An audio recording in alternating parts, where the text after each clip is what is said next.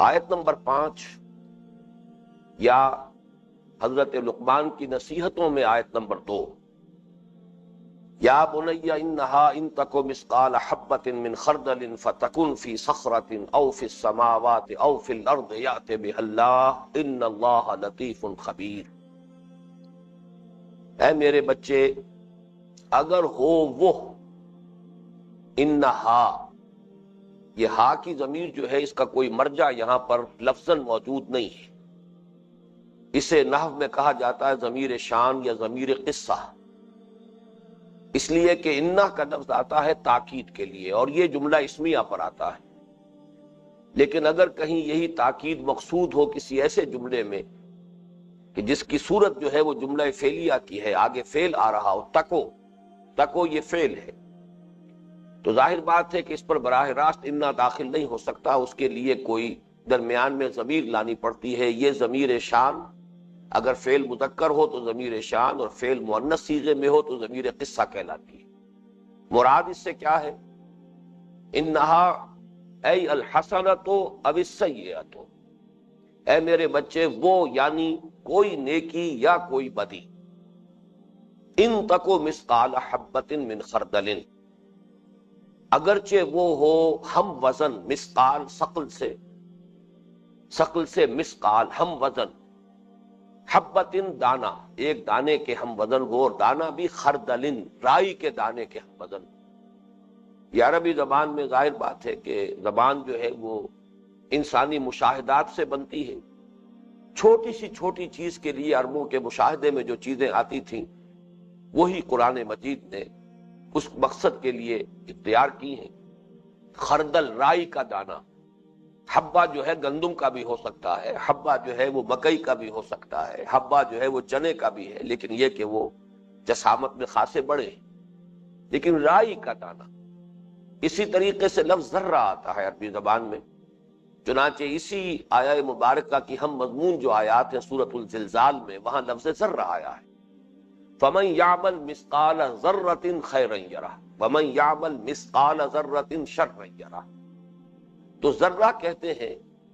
یہ چیونٹیوں کے بچے جو ہیں ان کے انڈوں سے جب نکلتے ہیں، وہ انڈے بھی آنکھ سے دکھائی نہیں دے سکتے، لیکن جب وہ بچے نکلتے ہیں بہت چھوٹے چھوٹے تو بہت ہی یوں سمجھیے کہ مائکروسکوپک تو ہم نہیں کہہ سکتے کہ آنکھ سے نظر آ جاتے ہیں، لیکن بہت چھوٹے، وہ ذرہ ہے، وہ ذر ہے۔ تو گویا کہ وہاں سے لفظ جو ہے اخذ کیا گیا کسی بہت ہی چھوٹی شے کے لیے۔ تو یہ جو رائی کا دانہ ہے یہ بھی بہت چھوٹا، نیکی یا بدی خواہ وہ ہو رائی کے دانے کے ہم وزن، فتکن فی صخرۃ، پھر خواہ وہ کسی چٹان میں ہو، صخرہ کہتے ہیں چٹان کو۔ مراد اس سے یہ ہے کہ پہاڑوں میں جو کھوئیں ہوتی ہیں، غار ہوتے ہیں چٹانوں کے اندر، چاہے کوئی عمل نیکی کا یا بدی کا کہیں کسی غار کے اندر کسی کھو میں چھپ کر کیا گیا ہو، او فی السماوات، یا آسمانوں میں ہو۔ اس کا ترجمہ ہم پہلے تو کیا کرتے تھے کہ فضا میں ہو، لیکن اب تو تصور انسان کا جو ہے فضا سے آگے جا چکا ہے، خلا میں ہو۔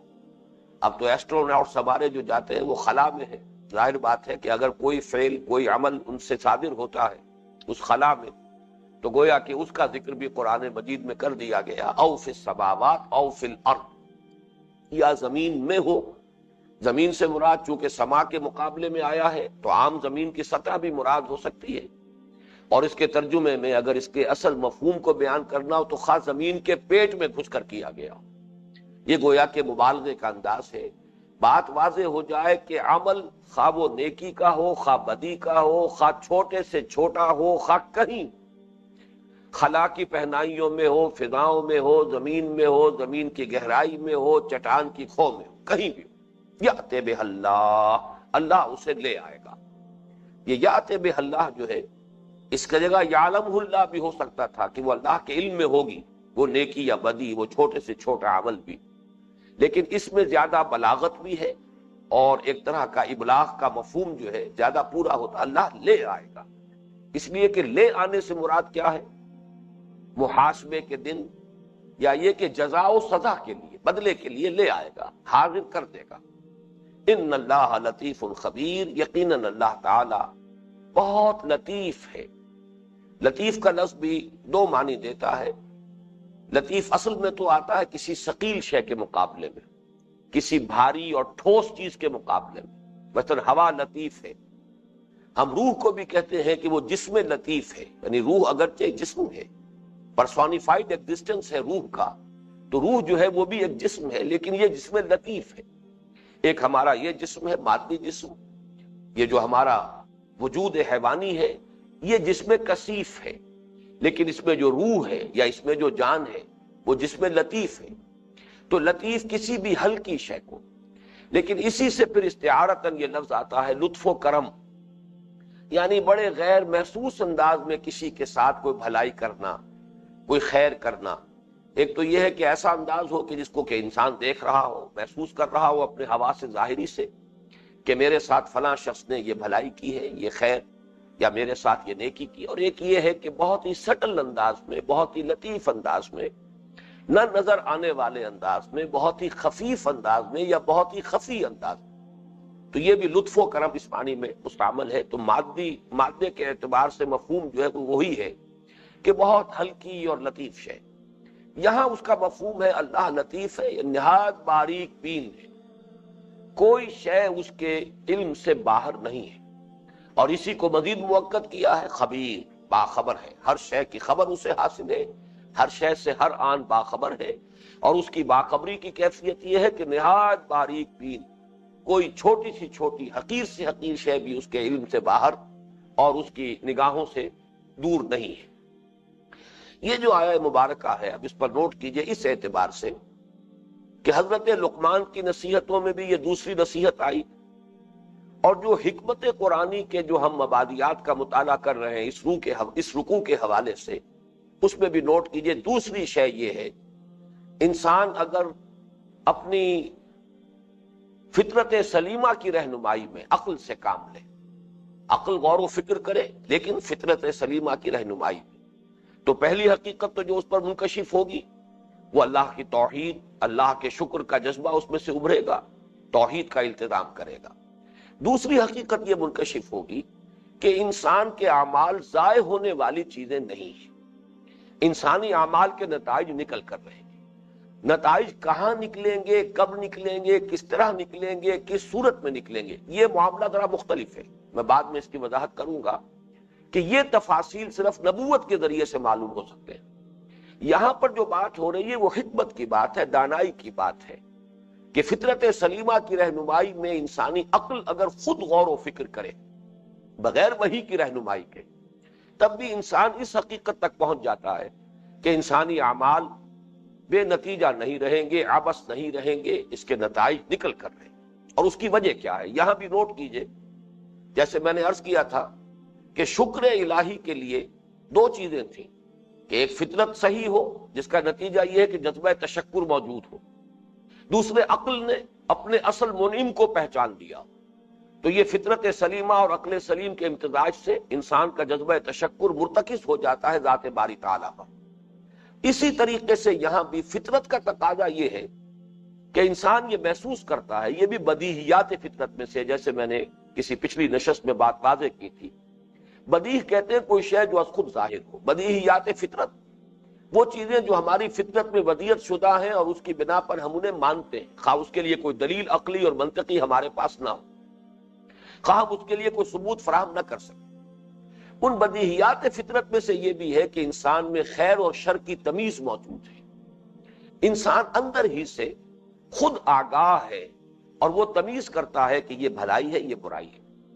یہ خیر ہے، یہ شر ہے، یہ بدی ہے، یہ نیکی ہے، یہ اچھا کام ہے، یہ برا کام ہے. یہ تمیز فطرت انسانی میں ودیعت شدہ موجود ہے، یہ بھی بدیہیات فطرت میں سے. دوسری طرف عقل ایک اور حکم لگاتی ہے، اور وہ یہ ہے کہ اس کائنات کے مشاہدے سے یہ بات سامنے آتی ہے کہ یہاں کوئی شے عبث پیدا نہیں کی گئی. یہ ایک بہت ہی بامانی تخلیق ہے، بامقصد تخلیق ہے. یہاں کوئی گھاس کا تنکا بھی ایسا نہیں ہے جسے آپ کہہ سکیں کہ یہ بیکار ہے، عبث ہے، بے فائدہ ہے.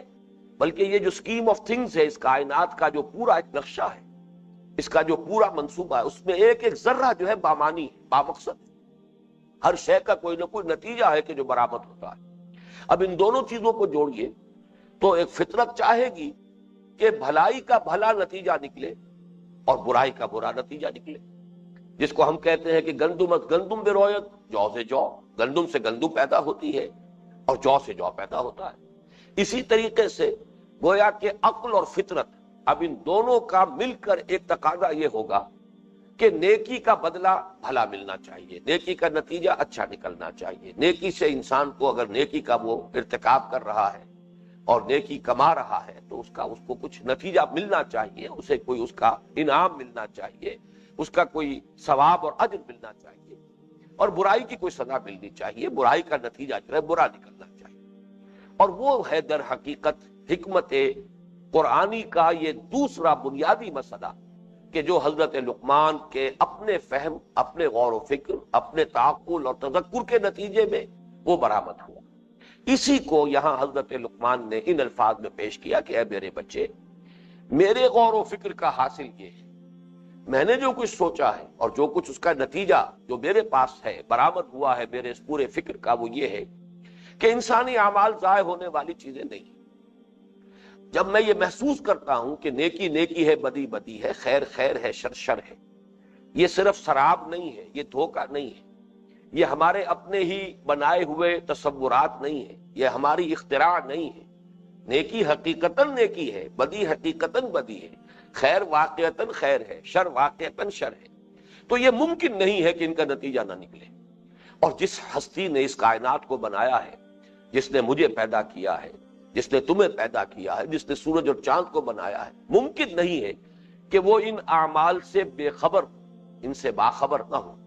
وہ تو نہایت باریک بین ہونا چاہیے، وہ تو کائنات کا ذرہ ذرہ گواہی دے رہا ہے کہ وہ علی کل شیء قدیر بھی ہے، وہ بکل شیء علیم بھی ہے۔ ممکن نہیں ہے کہ یہ کائنات کسی ایسی ہستی کی تخلیق ہو کہ جس کے علم کے اندر کہیں کوئی کمی ہو اور جس کی قدرت میں کہیں کوئی کمی ہو۔ لہذا منطقی طور پر جو نتیجہ برآمد ہو رہا ہے، حضرت لقمان کی جو نظری، جو ان کی جد و جہد تھی، جو ان کے غور و فکر کا جو ایک جہاد تھا، اس کا جو حاصل نمبر 2 ہے وہ یہ ہے، مکافات عمل آپ اسے کہیں گے، مجازات کہیں گے، کہ انسان کے اعمال کے نتائج نکل کر رہیں گے۔ ممکن نہیں ہے کہ یہ اعمال یوں ہی عبث چلے جائیں۔ اب یہاں یہ بات البتہ نوٹ کر لیجئے،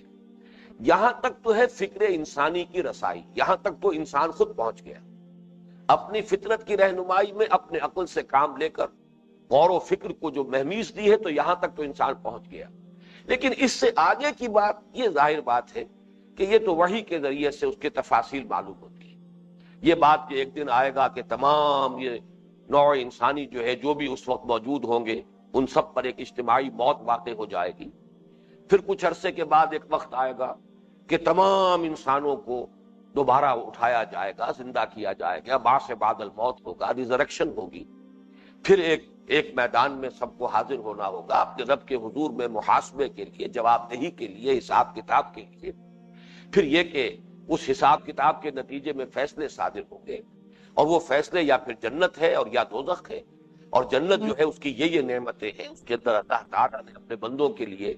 یہ کچھ انعامات فراہم کیے ہیں، اور دوزخ کے یہ شدائد ہیں، یہ سختیاں ہیں، یہ عذاب کی صورتیں ہیں۔ یہ ساری تفاصیل، یہ ظاہر بات ہے کہ یہ نبوت ہی کے ذریعے سے معلوم ہو سکتی ہے۔ اس کے لیے محض عقل انسانی جو ہے وہ کافی نہیں ہے کہ وہاں تک رسائی حاصل کر لے۔ لیکن یہاں جو نوٹ کرنے کی بات ہے وہ یہ ہے کہ جو چیزیں کہ نبوت و رسالت کے ذریعے سے علم میں آ سکتی ہیں، ان کا اس پورے رکوع میں کہیں ذکر نہیں، کسی نبی کا ذکر نہیں، کسی رسول کا ذکر نہیں، کسی کتاب کا ذکر نہیں، فرشتوں کا ذکر نہیں، بعث بعد الموت کا ذکر نہیں، جنت کا نام نہیں، دوزخ کا نام نہیں۔ در حقیقت یہ میں اس لیے ایمفیسائز کر رہا ہوں کہ بات واضح ہو جائے کہ ہمارے اس منتخب نصاب میں جو اس کا حصہ اول ہے، یہ درس کس مقام پر ہے۔ یہاں سے در حقیقت حکمت قرآنی جو ہے اس کا آغاز ہو رہا ہے۔ اس کا پھر اگلا سبق آئے گا سورہ فاتحہ، اس لیے کہ در حقیقت اسی کا اگلا قدم منطقی ترتیب کے اعتبار سے سورہ فاتحہ، وہ میں بعد میں بیان کروں گا۔ بہرحال حضرت لقمان کی نصائح میں سے دوسری نصیحت جو سامنے آئی وہ یہ ہے کہ مکافات عمل، قانون مجازات، یہ اٹل ہے، انسانی اعمال کے نتائج نکل کر رہیں گے، خیر کا بدلہ اچھا اور شر کا بدلہ برا مل کر رہے گا، جس کو میں نے ابھی آپ کو سورۃ الزلزال کی آیت کے حوالے سے آپ کے سامنے رکھا فمن یعمل مثقال ذرۃ خیرا یرہ ومن یعمل مثقال ذرۃ شرا یرہ. یہ ہو کر رہے گا، یہ عقل کا تقاضا ہے، یہ فطرت چاہتی ہے. میری فطرت جو ہے اس میں نیکی اور بدی کا جو امتیاز موجود ہے، اس کا منطقی نتیجہ یہ نکلنا چاہیے. جبکہ میرا مشاہدہ یہ ہے کہ اس کائنات میں کوئی شے عبث اور بے مقصد نہیں، جس کو ہم آگے چل کر پڑھیں گے. سورہ آل عمران جو دوسرا حصہ ہے ہمارے، جس میں کہ ایمان کا پھر سنتھسس جو ہے وہ زیر بحث آتا ہے، ایمان کیسے تدریجاً وجود میں آتا ہے. تو اس میں وہ آیت آئے گی ربنا ما خلقت ھذا باطلا. یہی مفہوم ہے کہ جو سورہ مومنون میں بیان کیا گیا ہے. افحسبتم انما خلقناکم عبثا، کیا تم نے یہ سمجھا تھا کہ ہم نے تمہیں بیکار اور بے مقصد پیدا کیا ہے؟ گھاس کا تنکا تک تو یہاں بیکار اور بے مقصد نہیں، اور انسان جو ہے اس کا وجود، اس کی ہستی، اس کی زندگی یہ بے مقصد ہو، بے نتیجہ ہو کہ کھاؤ پیو عیش کرو، زندہ رہو اور مر جاؤ اور ختم ہو جاؤ. یہ تو انہونی بات ہے. یہ تو در حقیقت نہ فطرت اس کو قبول کر سکتی ہے اور نہ ہی عقل انسانی جو ہے اس کے نزدیک یہ کوئی قابل قبول بات ہے. اب آگے آئیے، یہ جو نیکی اور بدی کا یہاں اس آیہ مبارکہ کے پس منظر میں نے بیان کیا کہ بدیہیات فطرت میں سے اس پر یہ پورا جو فلسفہ ہے مجازات عمل کا وہ بیسڈ ہے. اگلی آیت میں اب یہ کھل کر آئے گی بات. یا بنی اقم الصلاۃ وامر بالمعروف وانہی عن المنکر واصبر علی ما اصابک. اے میرے بچے، نماز کو قائم رکھ. بلکہ یہاں اصل میں اگر لفظ نماز ہم استعمال نہ کریں بلکہ دعا کا اہتمام کیے رکھ، اس لیے کہ لفظ صلاۃ یہاں پر جو آ رہا ہے اس کی ابھی لغوی بحث میں کروں گا آپ کے سامنے.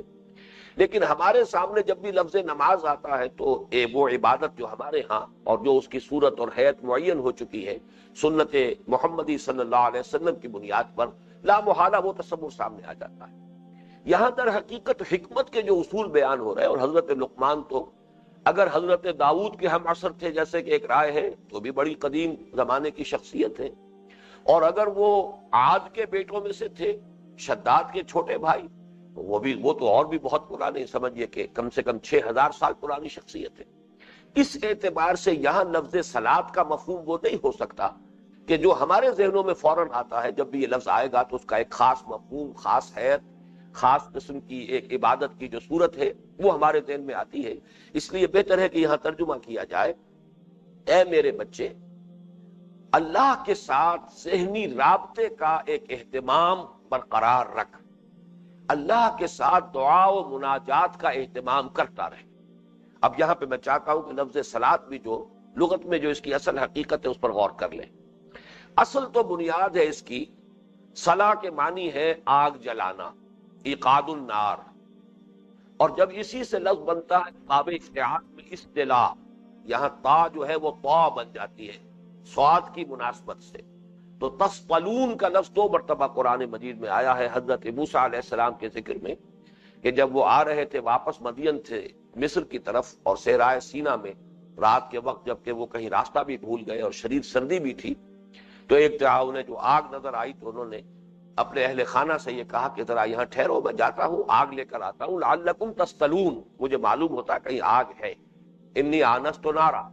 تو میں وہاں سے کوئی چنگاری لے کر آتا ہوں تاکہ یہاں آگ جلائیں. لعلکم تصطلون سورۃ النمل میں بھی یہ لفظ آیا، سورۃ القصص میں بھی آیا. دونوں یہ صورتیں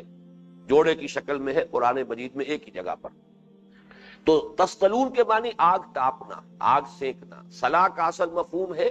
آگ روشن کرنا. اب یہاں سے اس پر تقریباً اجماع ہے کہ صلاۃ کا جو مفہوم ہے قرآن مجید میں اور اصطلاح میں وہ ہے دعا، کسی کے ساتھ بلکہ اللہ کی طرف متوجہ ہو کر اس سے ہم کلام ہو، اس سے مناجات کرنا. اب سوال یہ پیدا ہوتا ہے، امام راغب نے چنانچہ کہا ہے کہ اس پر اجماع ہے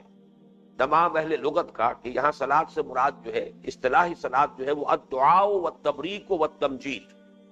اللہ سے دعا مانگنا، اس کی تمجید، ثنا، اس کی حمد بیان کرنا، اس کی برکتوں کا اظہار کرنا، یہ ہے در حقیقت صلاۃ کا اصل مفہوم. اسی معنی میں حدیث میں جو سورہ فاتحہ کے ضمن میں ایک حدیث قدسی آتی ہے حضرت ابو ہریرہ رضی اللہ تعالی عنہ سے، اور یہ مسلم شریف کی روایت ہے کہ اللہ تعالیٰ یہ فرماتا ہے، حضور ارشاد فرماتے ہیں کہ اللہ فرماتا ہے قسمت الصلاۃ بینی و بین عبدی نصفین، میں نے نماز کو یا میں نے دعا کو یا سورۃ الفاتحہ، اصل میں چونکہ اس کے بعد جو تفصیل پوری آئی ہے اس حدیث قدسی میں وہ سورہ فاتحہ کی، میں نے اسے اپنے اور بندے کے مابین آدھا آدھا تقسیم کر لیا ہے۔ اس کا آدھا حصہ میرے لیے، یعنی میری حمد ہے، میری ثنا ہے، میری تمجید ہے، اور پھر یہ کہ ایک معاہدہ ہے بندے کا میرے ساتھ، یہ درمیانی حصہ قدر مشترک ہے، اور پھر یہ کہ دعا ہے بندے کی، اور میں نے اپنے بندے کو دیا جو اس نے مانگا۔ تو در حقیقت صلاۃ کا اصل مفہوم دعا، اور دعاؤں میں سب سے جامع اور جو اہم ترین دعا ہے وہ دعا سورہ فاتحہ کی شکل میں قرآن مجید کے گویا کہ دیباچے کے طور پر اس کے آغاز میں رکھ دی گئی۔ اب سوال یہ ہے کہ یہ جو اصل اس کا جو لغوی اس کی جو بنیاد ہے، اس کا جو اصل مفہوم ہے لغت میں، اس سے کیا تعلق ہے اس دعا کا؟ میری سمجھ میں جو بات آتی ہے واللہ عالم، وہ یہی ہے کہ در حقیقت اس میں بھی وہی راز مضمر ہے کہ ہمارے وجود میں ایک حقیقت لطیفہ ہے جو مضمر ہے۔ ایک ہمارا یہ جسم کثیف ہے جو ابھی میں نے بیان کیا، جو نظر آتا ہے، میں آپ کے جسم کو دیکھ رہا ہوں، آپ میرے جسم کو دیکھ رہے ہیں، لیکن ایک ہمارا وہ وجود روحانی ہے، وہ جسم لطیف ہے، وہ نظر نہیں آتا، لیکن یہ کہ اس کی حرارت کو برقرار رکھنے کے لیے، اس میں حرارت اور تازگی برقرار رکھنے کے لیے، اس میں حرارت زندگی برقرار رکھنے کے لیے، اس روح کے لیے بھی زندگی درکار ہے، اس میں بھی حرارت درکار ہے، وہ بھی چاق و چوبند ہو، اس میں بھی حرکت ہو، وہ بھی بیدار ہو۔ یہ کیفیت جو ہے یہ در حقیقت دعا سے پیدا ہو، اللہ کے ساتھ مناجات ہوگی۔ یہ مضمون اگر یاد آیا ہو تو سورۃ آیت البر میں بھی آ چکا ہے کہ وہاں جو پہلے ایمان کا تذکرہ آیا، ایمان کی جو شرط لازم ہے نیکی کے لیے، وَلَٰكِنَّ الْبِرَّ مَنْ آمَنَ بِاللَّهِ وَالْيَوْمِ الْآخِرِ وَالْمَلَائِكَةِ وَالْكِتَابِ وَالنَّبِيِّينَ۔ پھر نیکی کی عملی مظاہر میں سے ذکر ہوا وَآتَى الْمَالَ عَلَىٰ حُبِّهِ ذَوِي الْقُرْبَىٰ وَالْيَتَامَىٰ وَالْمَسَاكِينَ وَابْنَ السَّبِيلِ وَالسَّائِلِينَ وَفِي الرِّقَابِ۔ اور اس کے بعد ان دو عبادات کا ذکر ہے جو میں نے عرض کیا تھا کہ ستونوں کے مانند ہے۔ ایمان کو تازہ رکھنے کے لیے، ایمان میں حرارت برقرار رکھنے کے لیے نماز، اور وہ جو انفاق کا جذبہ ہے اسے دوام عطا کرنے کے لیے، اس جذبے کو انسان کے اندر قائم اور دائم رکھنے کے لیے، برقرار رکھنے کے لیے زکوٰۃ ہے۔ وہی بات یہاں آ رہی ہے کہ ایمان، یہاں پر جو معاملہ آیا تھا کہ پہلی بات یہ ہے حکمت کا پہلا تقاضا اللہ کا پہچاننا، اللہ کی توحید کا التزام کرنا، اللہ کا شکر کرنا۔ اب اللہ کے ساتھ ایک ذہنی رابطہ رکھنا چاہیے، اس لیے کہ ظاہر بات ہے کہ انسان دنیا کی اپنی مشغولیتوں میں، دنیا کی مصروفیات میں بھول جاتا ہے، اسے نسیان لاحق ہوتا ہے، لہذا اس کو تازہ کرتے رہنا چاہیے۔ اللہ کے ساتھ اپنا ذہنی اور قلبی رشتہ استوار رکھنے کے لیے کوئی دعا، کوئی مناجات، وقفے وقفے سے اس کے سامنے، اس کے حضور میں حاضر ہو کر میڈیٹیشن اسے کہہ لیں، مراقبہ کہہ لیں، اس کے ساتھ ایک لو لگانے کی کوشش جسے ہم کہتے ہیں محاورے میں، اللہ کے ساتھ لو لگائی جائے، اس کے ساتھ ایک ذہنی تعلق جو ہے وہ استوار کیا جائے، اس کے ساتھ ایک روحانی رشتہ جو ہے اسے تازہ کیا جائے۔ اور اس تازہ کرنے میں مجھے چونکہ وہ حفیظ جالندری صاحب کا شعر بہت پسند ہے، نماز کے بارے میں، سجدے کے بارے میں خاص طور پر بڑی پیاری بات اس نے کہی ہے، سرکشی نے کر دیے دھندلے نقوش بندگی، آؤ سجدے میں گرے لوح جبی تازہ کرے۔ ہماری پیشانیوں پر جو بندگی کا ایک نشان ہے یہ دھندلا جاتا ہے مصروفیات کی وجہ سے، بلکہ یہاں تو اور زیادہ خوبصورت تصور دیا ہے سرکشی، نفس کے اندر جو سرکشی ہے، کلا ان الانسان لیطغی، یہ اندر سے جو سرکشی کے، معصیت کے، جذبات کے، شہوات کے، خواہشات کے طوفان ہمارے اندر سے اٹھتے ہیں، اس کی وجہ سے یہ بندگی کا نقش دھندلا جاتا ہے۔ اس کو تازہ کرنے کی ضرورت ہے، اس کو اور اجاگر کرنے کی ضرورت ہے، بار بار اجاگر کرنے کی ضرورت ہے۔ تو آؤ سجدے میں گرے لوح جبی تازہ کریں۔ تو میں یہاں جو عرض کر رہا ہوں وہ تو اس سے ذرا اور پہلے کی بات ہے، سرکشی تو گویا کہ اگلا مرحلہ ہے جس سے کہ وہ نقش بندگی جو ہے دھندلا جاتا ہے۔ اس سے پہلے ہے غفلت، مصروفیت، مشغولیت، جس کو اقبال نے صحیح تعبیر کیا ہے کہ کافر کی یہ پہچان کے آفاق میں گم ہے، اور مومن کی یہ پہچان کے گم اس میں ہے آفاق۔ یہاں رہنا ہے لیکن بلند تر ہو کر رہنا ہے، اسباب کے اندر گھرے ہوئے رہنا ہے، اسباب میں جکڑے ہوئے رہنا ہے۔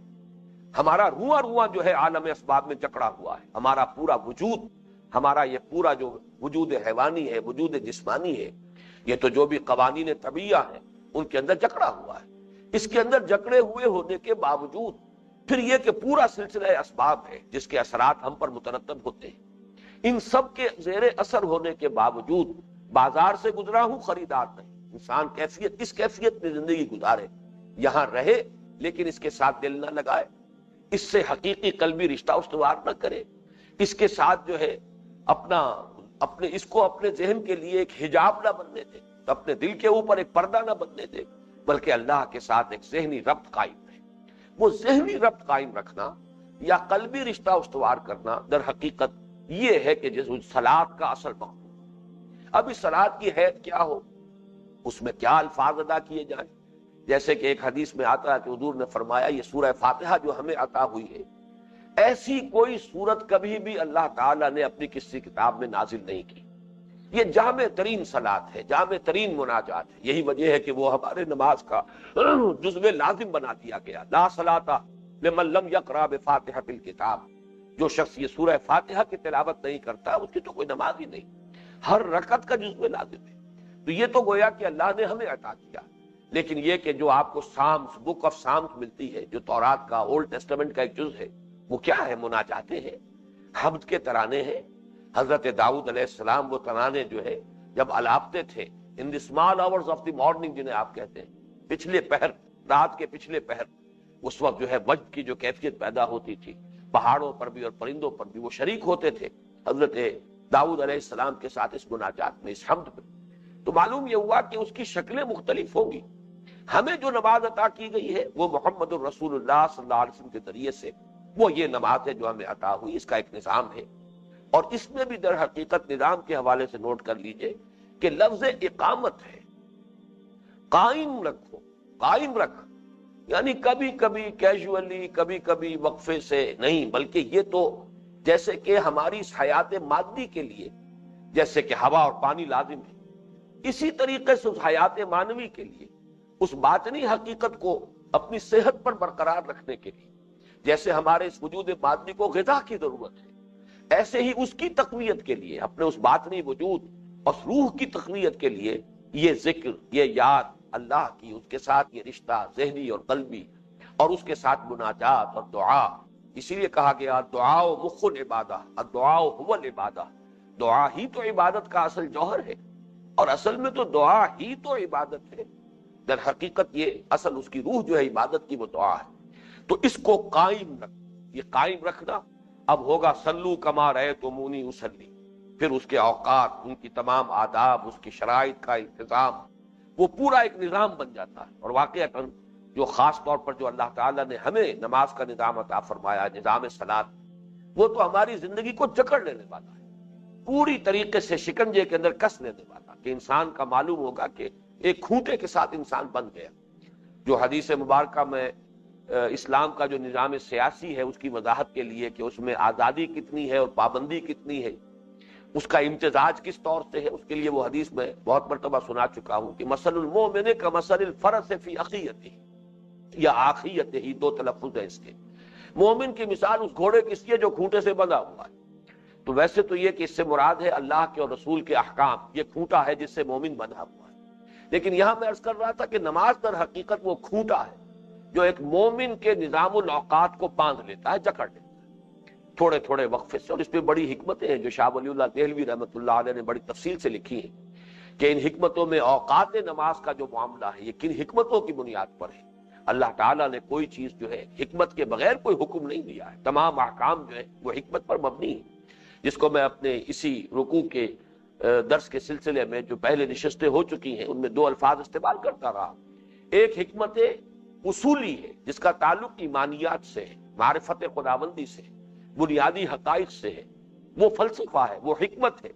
اور دوسری حکمت تفصیلی ہے، وہ احکام کی حکمت ہے۔ کوئی حکم دیا گیا تو کیوں دیا گیا، نماز کے یہ اوقات معین کیے گئے کیوں کیے گئے، وضو کی یہ شکل کیوں معین کی گئی، وضو میں ان اعضاء کا دھونا کیوں لازم کیا گیا، یہ مختلف چیزیں جو ہے اس کی جو وائز ہے کیوں ایسا ہوا ہے، ان کے جو لم ہے وہ ہے کہ جو حکمت تفصیلی شمار ہوگی۔ تو یہ گویا کہ جو تیسری آیت ہوئی حضرت لقمان کی نصائح میں سے جو 3 حصوں پر مشتمل ہے، یا بنی عاقب الصلاۃ، اے میرے بندے نماز کو قائم رکھ۔ یہ قائم رکھ کے اعتبار سے ذرا ایک حدیث بھی نوٹ کر لیجئے، یہ امام راغب نے یہ اپنے ہاں بیان کی ہے مفردات میں، لیکن حوالہ نہیں دیا ہے، لیکن الفاظ بڑے پیارے ہیں۔ ان المصلین کثیر، والمقیمین لہا قلیل،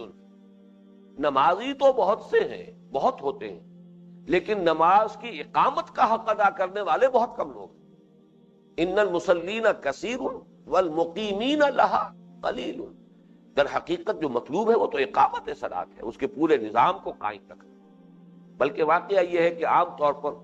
قرآن مجید میں مسلین کا اکیلا جب لفظ آیا ہے، ویسے تو یہ کہ ایک جگہ پر مقام مدح میں بھی آیا ہے، لیکن دو جگہ پر مقام ذم میں آیا ہے۔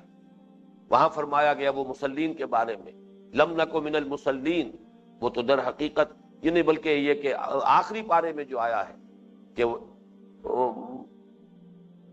ارأیت الذی یکذب بالدین فذلک الذی یدعو الیتیم ولا یحض علی طعام المسکین فویل للمصلین الذین هم عن صلاتهم ساہون۔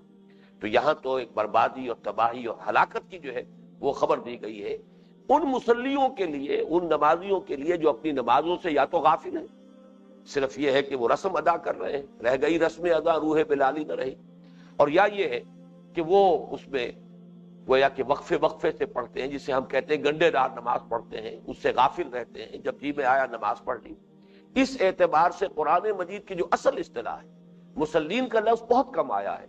اصل لفظ جو ہے وہ مقیمین الصلاۃ، نماز کے قائم کرنے والے، اقیم الصلاۃ، نماز کو قائم کرو۔ تو یہاں بھی یہی بات آئی، یا بنی اقم الصلاۃ وامر بالمعروف وانھ عن المنکر۔ اب یہاں وہ اصطلاح بن کر آ گئی ہے ہمارے دین کی بڑی اہم اصطلاح، جو بعد میں قرآن مجید میں جو مدنی صورتوں میں آئی ہے بڑے اہتمام کے ساتھ، لیکن آغاز اس کا ہو گیا ہے اس سورہ مبارکہ میں کہ جس کو میں نے برزخی سورت قرار دیا ہے، اس لیے کہ یہ جو سورہ حج ہے اس کا کچھ حصہ وہ ہے کہ جو دوران سفر ہجرت جو ہے نازل ہوا ہے، اس میں بھی یہ اصطلاح آئی ہے۔ تو اس میں نوٹ کیجئے کہ جو سورۃ العصر میں لفظ آیا تھا وتواصوا بالحق، یہاں پر اب اس کے لیے ایک معین اصطلاح ہے، یا بنی اقم الصلاۃ وامر بالمعروف وانھ عن المنکر۔ اب یہاں لفظ پھر نوٹ کر لیجئے، معروف منکر، وہی بدیہیات فطرت پر سارا معاملہ جو ہے وہ بیسڈ ہے، اسی پر مبنی ہے۔ معروف وہ شے ہے جو جانی پہچانی ہے، فطرت پہچانتی ہے اسے کہ یہ اچھائی ہے، بھلائی ہے، اور بلکہ فطرت کا رجحان ہے اس کی طرف، ایک میلان ہے، رغبت ہے فطرت کے اندر، اور اس کے ساتھ ہی فطرت انسانی خوب جانتی اور پہچانتی ہے کہ یہ برائی ہے، اور نہ صرف جانتی اور پہچانتی ہے، اس سے اس کو نفرت ہے، ابا کرتی ہے، اسے پسند نہیں کرتی۔ یہی وجہ دیکھیے کہ بعض احادیث میں انسان کی جو یہ اندر کا ایک مقیاس ہے، انسان کے اندر جو اللہ تعالیٰ نے ایک معیار رکھا ہوا ہے حق و باطل کے پرکھنے کی صلاحیت کا، اس کے لیے قرآن حدیث میں آتا ہے بہت سے معاملات میں استفتِ قلبک، اپنے دل سے پوچھو، بلکہ بعض روایات میں آیا وَلَوْ أَفْتَاكَ الْمُفْتِي، خواہ تمہیں کوئی مفتی فتویٰ دے دے کہ بات صحیح ہے، لیکن پھر بھی اپنے دل سے پوچھو، اس لیے کہ یہ دل جو ہے یہ صحیح فیصلہ کرتا ہے۔ کہیں اگر اشتباہ ہے، جیسے کہ حدیث میں آیا ہے کہ الحلال بین والحرام بین وبینہما مشتبہات، ایک تو بین طور پر حلال شے ہے، معلوم ہے قطعی طور پر کہ یہ حلال ہے، اور ایک بین طور پر حرام شے ہے، قطعی طور پر معلوم ہے کہ یہ حرام، بیچ میں کچھ ہو جاتے ہیں مشتبہات، یقین کے ساتھ نہیں کہا جا سکتا کہ اس کو حرام سمجھے کہ حلال سمجھے۔ تو یہ مشتبہات جو ان کے بارے میں اصل شے جس سے کہ پوچھنا چاہیے، اصل فیصلہ جس سے لینا چاہیے، وہ آپ کا اپنا دل ہے، استفتِ قلبک۔ اسی طریقے سے ایک بڑی پیاری حدیث ہے جس میں کہ حضور نے گناہ کی تعریف اور ڈیفینیشن بیان کی، الاسم ما حاک فی صدرک وکرہت ان یطلع علیہ، گناہ وہ شے گناہ ہے کہ جو تمہارے سینے کے اندر خلجان پیدا کرتے، خلجان پیدا ہو جائے، میں نے کیا کیا، یہ مجھے نہیں کرنا چاہیے تھا، یہ نہیں، یہ کام کرنے کا نہیں، یہ کام بھلا نہیں، یہ کام اچھا نہیں۔ گویا کہ انسان کے اپنے اندر یہ مقیاس موجود ہے، یہ آلہ موجود ہے،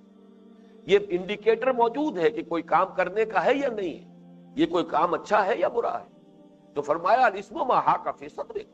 اس لیے کہ نیکی سے، جیسے آیت البر میں بھی میں نے عرض کیا تھا کہ بر کیا ہے، بر اور بر اس کا در حقیقت جو مشترک مفہوم ہے وہ اطمینان کا ہے۔ جیسے سمندر میں انسان جب تک ہے تو کوئی نہ کوئی تشویش رہتی ہے، کوئی لہر آ گئی بڑی سی، اس نے ذرا سا ہلا دیا، آدمی چونکہ اسی طریقے سے دائیں بائیں کچھ ڈولتا ہوا جو ہے جہاز چلتا ہے، چاہے کتنا ہی بڑے سے بڑا جہاز ہو، تو وہ کیفیت نہیں ہوتی انسان کی، کچھ جیسے ہی خشکی پر پاؤں رکھا معلوم آپ اطمینان ہے، چاہے خشکی پر ہی انسان کی گھات میں جو ہے اس کی موت بیٹھی ہوئی ہو، لیکن یہ کہ ایک انسان کی فوری کیفیت بھی ہوتی ہے کہ تشویش ختم ہو گئی اور اطمینان۔ تو بر اور بر میں یہی رشتہ ہے۔ بر وہ شے ہے کہ جو فطرت انسانی میں سکون اور اطمینان، میں نے وہ نظم بھی انگریزی کی کوٹ کی تھی، charities that soothe and heal and bless, یہ تو در حقیقت انسان کے زخموں کے اوپر مرہم رکھے جانے کی سی کیفیت ہے۔ آپ کے اپنے وجود کے اندر اگر آپ نے کوئی غلط کام کیے تھے، اس کی وجہ سے اندر ہی ایک بے چینی ہے، بے کلی ہے، ایک تشویش ہے، اب کوئی نیکی کا کام کریں گے اس سے گویا کہ ایک سودنگ ایفیکٹ آپ محسوس کریں گے خود اپنے باطن کے اندر۔ تو یہاں بھی وہی مفہوم ہے کہ الاسم ما حاک فی صدرک، گناہ وہی تو ہے جس سے کہ تمہارے سینے میں پھلجان پیدا ہو جائے، وَکَرِہْتَ أَن يُطَّلَعَ عَلَيْهِ، اور تمہیں یہ پسند نہ ہو کہ لوگ اس پر مطلع ہو جائیں، لوگوں کے علم میں یہ آ جائے کہ اس نے یہ کام کیا ہے۔ اب اس میں واقعہ یہ میں اسے کہا کرتا ہوں کہ یہ ایک ووٹ آف کانفیڈنس ہے کہ انسان کا جو کلیکٹیو سب کانشس مائنڈ ہے، انسان کا جو اجتماعی ضمیر ہے، اس پر بھی پورا اعتماد ظاہر کیا جا رہا ہے کہ معاشرہ جو ہے بحیثیت مجموعی وہ بھی در حقیقت صحیح حکم لگاتا ہے کہ یہ خیر ہے یا شر ہے۔ اسی لیے جو شر ہے آپ نہیں چاہتے کہ لوگوں کے علم میں آئے۔ آپ کو معلوم ہے کہ یہ بات اگر لوگوں کے علم میں آئے گی تو میری حیثیت جو ہے وہ کم ہو جائے گی، لوگ مجھ سے نفرت کریں گے، میری اگر کوئی عزت ہے اس کو بٹا لگے گا۔ یہ ساری کیفیات ہیں کہ مجھ سے خطا تو ہو گئی ہے لیکن کسی طرح پردہ پڑا رہے تو بہتر ہے۔ تو یہ گویا کہ ڈیفینیشن ہے جو حضور نے دی ہے، الاسم ما حاک فی صدرک وکرہت ان یطلع علیہ۔ تو یہ ہے معروف اور منکر کا تصور۔ منکر وہ شے جو پہچان میں نہ آئے، اجنبی سی ہو، جس کی طرف کوئی میلان نہ ہو، جس کی طرف کوئی رغبت نہ ہو۔ تو فرمایا یا بنی اقیم الصلاۃ وامر بالمعروف وانہی عن المنکر، نیکی کا، بھلائی کا، خیر کا، معروف کا حکم دے اور بدی سے، شر سے، برائی سے روک۔ یہاں جو بات خاص طور پر نوٹ کرنے کی ہے، سورۃ العصر میں تواسی کا لفظ آیا تھا وصیت سے، یہاں امر اور نہی کے دو الفاظ آ گئے، لیکن وصیت، تاکید، نصیحت، اس کا اور اس میں جو ایک فرق ہے وہ نوٹ کیجئے کہ اگرچہ امر کا لفظ عربی زبان میں مشورے کے لیے بھی آتا ہے، میں آپ کو کوئی مشورہ دے رہا ہوں تو یہ بھی گویا کہ میں نے ایک امر آپ کو کیا ہے، یہ عربی زبان کے استعمالات میں۔ اردو میں تو امر کے معنی حکم ہے، لیکن یہ کہ عربی زبان میں امر جو ہے، بلکہ جاہلی شاعری میں بھی یہ کہ جو لوگ تیرے مشیر ہیں، جنہوں نے تجھے مشورہ دیا ہے کہ مجھ سے اپنا تعلق منقطع کر لے، آخر تو نے اسی کا کہنا مانا، اپنے محبوب سے شاعر کہہ رہا ہے، تو وہاں بھی لفظ امر آیا ہے۔ تو امر مشورے کے لیے بھی ہے، گویا کہ اس معنی میں نصیحت، وصیت، تلقین، وعظ، یہ سب بھی اس میں شامل ہوں گے، لیکن اس میں کوئی شک نہیں کہ امر اور نہیں میں ایک تحکم کا بھی تصور موجود ہے، گویا کہ طاقت کے ساتھ بھی، اگر طاقت ہے تو اس طاقت کو بھی ایکسرسائز کرو۔ یہی وجہ ہے کہ پھر حدیث میں اس کے نہی عن المنکر کے 3 درجے مقرر کیے گئے کہ نہی جو ہے یہ ہاتھ سے، طاقت سے بھی ہو سکتی ہے، اگر اس کی ہمت نہ ہو، اس کے لیے حالات سازگار نہ ہو تو زبان سے، اور ورنہ یہ کہ کم سے کم درجہ یہ ہے کہ دل سے اس سے ایک نفرت اگر ہے تو اس سے بھی انسان کے کم سے کم اپنے اندر ایمان کی رمق کا موجود ہونا ثابت ہو جائے گا۔ لیکن یہاں پر نوٹ کیجئے کہ یہی وجہ ہے، میں نے جیسا کہ ابھی عرض کیا تھا تھوڑی دیر قبل، کہ یہ اصطلاح آئی ہے سورہ حج میں پہلی مرتبہ، اور سورہ حج کی وہ جو آیات ہیں جہاں یہ لفظ آیا ہے الذین ان مکناہم فی الارض اقاموا الصلاۃ وآتوا الزکاۃ وامروا بالمعروف ونہوا عن المنکر وللہ عاقبۃ الامور، وہ لوگ کہ جنہیں اگر ہم زمین میں تمکن عطا کر دیں، اگر انہیں ہم غلبہ دیں، قوت دیں، دبدبہ دیں، طاقت دیں،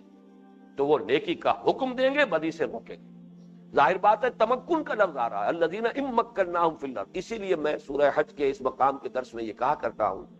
کہ یہ مینیفیسٹو ہے محمد الرسول اللہ صلی اللہ علیہ وسلم کا، اس لیے کہ جب آپ مدینے کی طرف تشریف لے جا رہے ہیں، سفر کر رہے ہیں ہجرت کا، تو در حقیقت اس سفر کا نتیجہ کیا نکلنے والا؟ علم خداوندی میں تو ہے کہ مدینے میں جو داخلہ حضور کا ہو رہا ہے وہ ایک صاحب اختیار ہستی کی حیثیت سے ہوگا، بے تاج بادشاہ کی حیثیت سے ہوگا، وہاں مسلمانوں کا اپنا ایک نظم قائم ہو جائے گا، مسلمانوں کا اپنا ایک معاشرہ، اپنی ایک حیات ملی، خواہ وہ کتنے بھی محدود پیمانے پر وجود میں آ جائے گی۔ تو اب جب یہ ایک با اختیار معاشرہ وجود میں آئے گا تو اس کے لیے یہ ہے در حقیقت اصول جو دیے جا رہے ہیں، کیونکہ ہمارے ہاں مینیفیسٹوز جو ہوتے ہیں مختلف پارٹیوں کے الیکشن کے لیے مینیفیسٹو جو شائع کرتے ہیں، اگر ہماری حکومت بن گئی تو ہم یہ کریں گے، بالکل وہی انداز ہے اس آیت کا الذین ان مکناہم فی الارض اقاموا الصلاۃ وآتوا الزکاۃ وامروا بالمعروف ونہوا عن المنکر، وہ لوگ کہ اگر ہم انہیں تمکن عطا کر دیں، حکومت عطا کر دیں، غلبہ اور طاقت دے دیں زمین میں، تو وہ نیکی کا حکم دیں گے اور بدی سے روکیں گے۔ یہی وجہ ہے کہ پھر یہ امت مسلمہ کا جو اجتماعی فریضہ ہے اس کے لیے یہ اہم ترین اصطلاح بن گئی۔ سورہ آل عمران کی آیت نمبر 104 میں بھی آئی ہے آیت، فرمایا گیا کہ وَلْتَكُن مِّنكُمْ أُمَّةٌ يَدْعُونَ إِلَى الْخَيْرِ وَيَأْمُرُونَ بِالْمَعْرُوفِ وَيَنْهَوْنَ عَنِ الْمُنكَرِ وَأُولَٰئِكَ هُمُ الْمُفْلِحُونَ۔ تم سے ایک ایسی امت وجود میں آنی چاہیے جو بھلائی کی طرف دعوت دے اور نیکی کا حکم دے۔ اب یہاں پر چونکہ یدعون الی الخیر پہلے آ چکا ہے، لہذا یہاں پر امر کا لفظ جو ہے خاص طور پر تحکم کا انداز جو ہے اس کے اندر گویا کہ خود بخود موجود ہے، ورنہ تو ریپیٹیشن ہو جائے گی۔ یعنی یہ کہ یدعون الی الخیر، اس میں دعوت ہے، نصیحت ہے، تلقین ہے، مشورہ ہے، وعظ ہے، اور یامرون بالمعروف وینہون عن المنکر، اس میں ایک تحکم کا انداز موجود ہے۔ اسی طریقے سے آیت نمبر 110 میں آیا یہی مضمون، کنتم خیر امۃ اخرجت للناس تأمرون بالمعروف وتنہون عن المنکر وتؤمنون باللہ۔ تو یہ ہے در حقیقت وہ امر بالمعروف اور نہی عن المنکر کی باضابطہ ایک اصطلاح جو آگے چل کر پھر مدنی صورتوں کے اندر امت مسلمہ کے فرض منصبی کی تعبیر کے لیے ایک نہایت جامع اصطلاح کی صورت اس نے اختیار کی ہے۔ یہ بھی اس آیہ مبارکہ میں شامل ہے۔ آج اسی پر اکتفا کر رہے ہیں۔ بارک اللہ لی ولکم فی القرآن العظیم ونفعنی وإیاکم بالآیات والذکر الحکیم۔